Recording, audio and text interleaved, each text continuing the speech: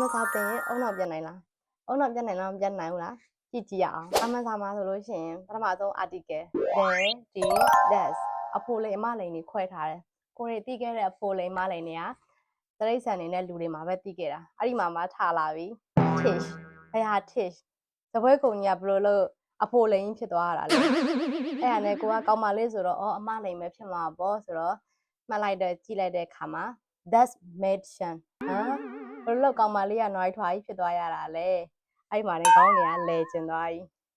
နောက်တစ်ခုအားရပါရစကားလုံးတွေအများကြီးနဲ့စကားတွေပြောလိုက်တယ်အဲ့မှာ buff ကြီးကကြံနေခဲ့တယ်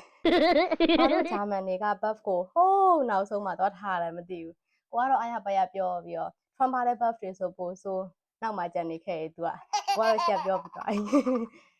အဲ့ဒါက buff နောက်တစ်ခုရှိသေးတယ်စကားလုံးတွေတစ်လုံးနဲ့ဝက်ချက်တစ်ချောင်းပြီးတော့မယ်တစ်လုံးနဲ့ဖတ်လိုက်တာနဲ့အသက်ရှူလို့မရအောင်ထိရှည်တယ်စကားလုံးတွေကဥပမာပြပြမယ်ဒီ Geschwindigkeit begrenzen ဘယ်လောက်တောင်မရှိအောင်ကြည့်အောင်ဒါက speed limit ကိုပြောတာဒီလုံးနဲ့အသက်ရှူလို့မရတော့ဖတ်ပြီးသွားတော့ What နောက်တစ်ခုရှိတယ်အတန်ထွက်စေဟာအတန်အိုင်နဲ့ပေါင်းလိုက်တယ် e စေဟာ ish အားနဲ့ပေါင်းလိုက်တော့ arc ဟမ်ဟိုဘက်လဲစေဟာဒီဘက်လဲစေဟာဘယ်လိုလုပ် ish နဲ့ arc နဲ့အတန်တော့ကလုံးဝမတူတော့ရလဲမမလဲဘူးเนาะလေချောင်းတွေကိုတန်းပြီးသွားပြီးတော့လေ့ကျင့်ခန်းလုပ်ပေးနေလို့ပဲဂျာမန်စာသင်တာကလေအဲ့လိုမျိုး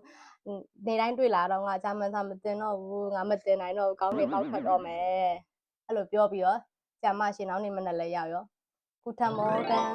What ဒီဂျာမန်စာကနေမလွတ်နိုင်တော့ဘူးလေနော်